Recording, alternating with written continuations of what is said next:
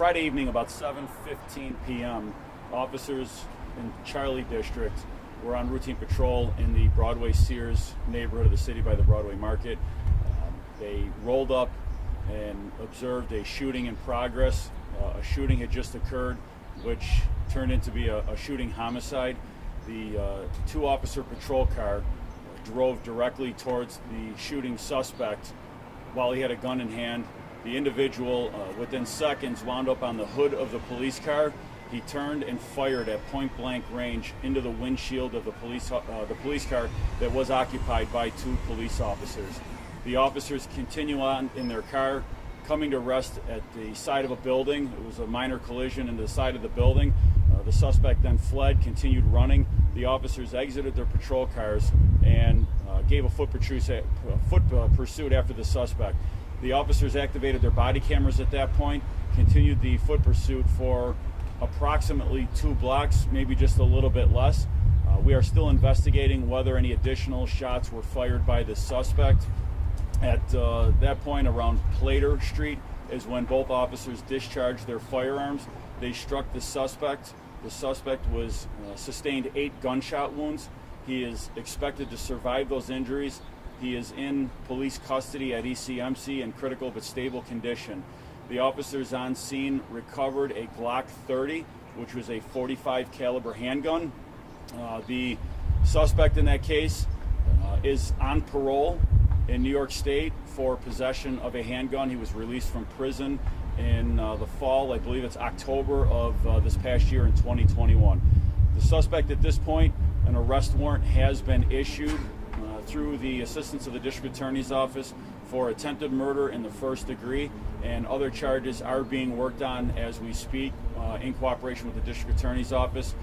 So as to when and what those charges will be, more announcements will come out in the near future. After the suspect was shot, the officers moved in to attempt first aid when a crowd had gathered and it had become hostile at that point. Another individual who came at the officers that were attempting to render first aid, and an officer deployed his taser, tasing that individual. That individual was placed under arrest for charges related to that. All names will be released shortly after this press conference. As I said, the individual sustained 8 gunshot wounds, starting with his chest, into his shoulder, side, lower back, thigh areas. And as I said, he's expected to survive those injuries. Commissioner, why was the SWAT team there? The SWAT team was out on a different. They were called out on a different mission. They were on a pre-planned event and deployed to that area because they were already in for another pre-planned event. So they were not out on a deployment for another call, but it was a pre-planned event. One of the members of the crowd said that the suspect that was being chased went into his house. Did the suspect ever enter into his house? No. This was going on around the laundromat. Did anything happen inside that? I saw some people going in and out of the crime scene. The shooting, which is captured on surveillance video, we have the entire homicide on surveillance video, and that occurred out in front of the laundromat. The motive? We will get into that as part of the prosecution. As I said, we are working very closely with the District Attorney's Office. You said as of right now there's one charge against him. What was it, attempted murder? Is that for shooting into the police vehicle? Yes, the arrest warrant was issued for attempted murder in the first degree, and I can say that in my 28 years of policing, I've never seen anything like has been going on over the last several months, where we've had police officers shot at. Again, this is the second individual involved in a shooting where our officers are involved that is a convicted felon in possession of a gun, and I have a real issue with the fact that convicted felons on probation, on parole, are confident enough in the fact that they can pick up a weapon and walk around. This individual is on parole and is walking around with a .45 caliber Glock handgun. That's a real problem. Forgive me if it was already asked, but the body cam video, is that something you're going to be releasing? Yes, we are working through. I had members of the department in yesterday going through the body camera. We are looking to release body camera video somewhere by midweek this coming week. Again, it takes a little time to to get video, to go through raw video and get it prepared for that. You know, and the officers are not required to have body camera video on routine patrol. I applaud them for activating their body camera as quickly as they did after having a bullet pass right between them. And while in foot pursuit, they activated it very quickly. When they got out of the car, they were able to keep their composure and do the job that they're sworn to do and take this individual into custody. I assume you reviewed that, or did you review the body cam? I have not physically watched it yet. I've spoken with numerous investigators that have watched it. They've given me a blow-by-blow of it, what we can see. I will be watching it probably by tomorrow. And like I said, we will look to release that body camera video by midweek. Based on what you know now, do you feel confident your officers responded accordingly? I feel absolutely confident that the officers acted with professionalism and acted within the confines of the law and policy. Seems incredible that the suspect missed. Thank God.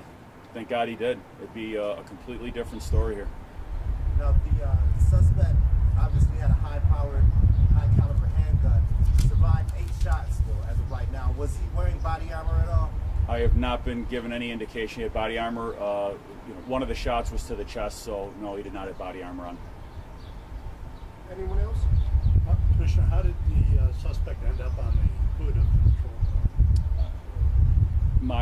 car? My best estimate is that the officers were driving after him. He wound up seated on top of the car. This was right before they were in close proximity to a building.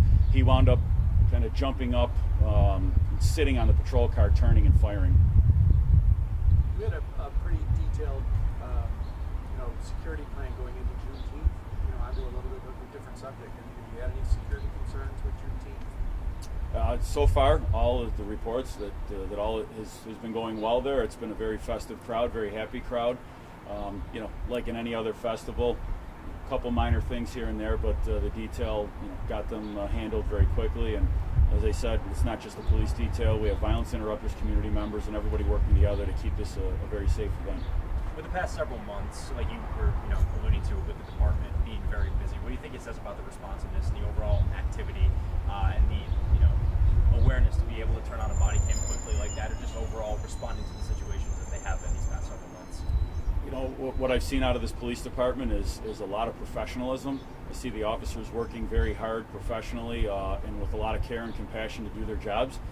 They're taking some very bad people off of the streets and working very hard to make the community safer. So it's we have the technology. The mayor, the city, the council has invested a lot of money in the body camera program, and I think it's paying dividends. I think it's showing what's actually happening in police encounters, and we're going to continue to release body camera when we can to be as transparent as possible. And one quick follow-up to that, you talked about the handgun and how people on parole, it bothers you, how they're able to have hands on these weapons in general, but what do you do to combat that? Like, what do you do in that case? I can only guess, in this individual's mind, is that he had no fear of the criminal justice system. He had no fear as to what was going to happen to him if he was caught with that gun, and to me that's a problem. We need violent offenders behind bars. They have to be held. When they're arrested with guns, they have to be held. And I said the last two high-profile incidents where officers discharged their weapons and were shot were both individuals that were convicted felons in the criminal justice system for possession of an illegal possession of a firearm, and that's a problem. Are officers on administrative leave? Yes, as per normal policy, they are on administrative leave, and they are fully cooperating through their attorney with the investigation. Commissioner, can you be clear of the 2 incidents that you're speaking of, one Friday night and the second one? This was the other incident, the chase that went around the city where officers were shot, and it culminated with the suspect being shot. It was back in April. March. Wasn't it the end of March? I think it was March 29th off the top of my head, I think. Okay. We all good? All right. Happy Father's Day to everybody.